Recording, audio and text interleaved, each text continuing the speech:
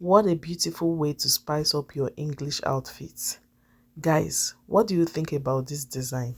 Anyways, I was inspired by Style Me by Nancy and I decided to recreate mine. But there's a little twist to this pinafore, this DIY pinafore, because it is two in one. Kindly watch this video to the end and I'll be showing you how I came up with this beautiful DIY pinafore. These two fabrics you can see here, each of them is less than a yard. I'll be putting the measurement on the screen. I am a medium-sized person, so if you're a medium-sized person, then you can make use of this measurement, and if you are smaller, you can reduce it, and if you're bigger, you can also increase the measurements. So basically, I'll be doing the same thing to these two fabrics. As you can see, I am placing the two together this way so that I can trim them, because it's more like leftover fabric. So that is why you see that the edges are not equal. So look at me. If you watch carefully, I folded it into two and into two again, so it will give me 4 foldings. So as you can see, I came down by half an inch. That will serve as my shoulder line or a guide. Okay, then after marking that, I will take my measurements on that line. The neck width I used was 3.5 inches and I came down by 4.5 inches. Although this varies and it depends on the size of your head, because there is no zipper, so you have to make it like that so that your head can pass through.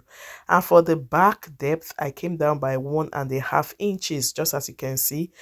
Because I don't want this video to be too long, I decided to do it one way. When I say one way, I decided to mesh the two fabrics so I can do my cuttings once. So my shoulder line, I use 7.5 inches. Normally I use 8, but because it's going to be like a pinafore, I don't want it to be too wide. I took out about half an inch on that shoulder line. Then I put my shoulder slope, which we all know. Then for the length of the pinafore, I used 15.5, but I was thinking I should have used about 16 inches, but it's fine. So if you are like 5.9 inches tall or 5.7 inches tall, you can use 16 to 16.5 inches as the full length of your pinafore. Then you add extra 2 inches for your belt, then again half an inch for folding and joining. Hope you get the the gist. Let me come again. Your full length is about 16 inches, though I use 15.5. I should have used 16. Then I added extra 2 inches, then I added another half an inch for joining. So if you want to cut two fabrics like this, it's advisable you cut out the neck depth first because it's lower. If you go cut the bigger one, you end up cutting the same size of neck width and neck depth for the two fabrics. So first of all, I just cut out the neck and cutting out the shoulder. If you watch carefully, I added extra half an inch to the shoulder line, like on top of it.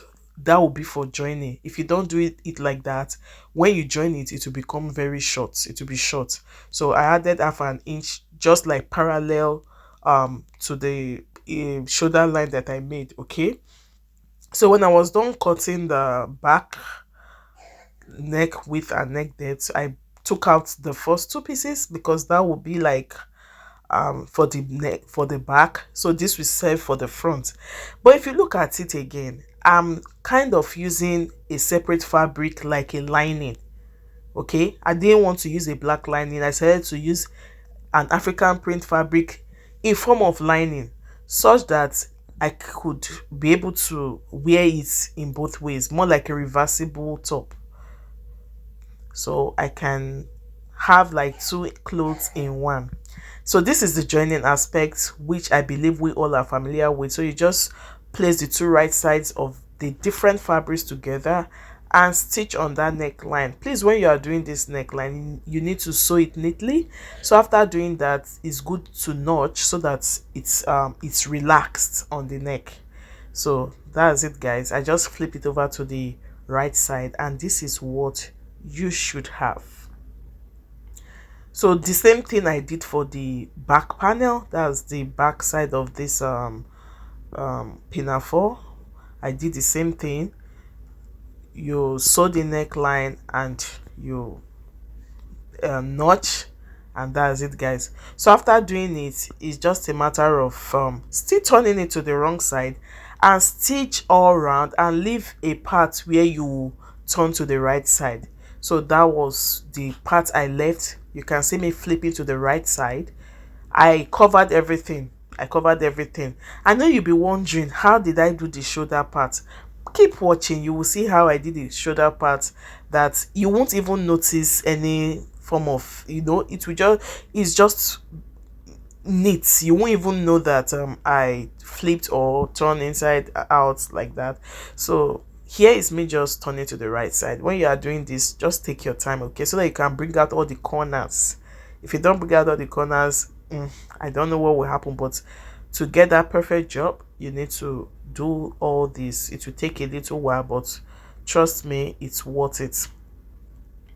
So after doing this, just know that whatever I do for this front panel is the same thing I will do for the back panel. Just in case you don't see me doing it for the back, it's just because I don't want the video to be too long. So this is for the back panel. It's now time to join the two shoulders together. So how do you achieve this? It's a simple trick. Most persons don't really know how to do this. I just opened that shoulder line and I fused one of the shoulder, that is the front panel, into the back panel, whichever one is okay. Then that's it. Just look for where the fabrics are the same, fuse it in. There you won't even notice anything at all. It will just be neat. So let me come again. If you want to do the shoulder part, open and the end of the shoulder, open it and fuse one inside the other.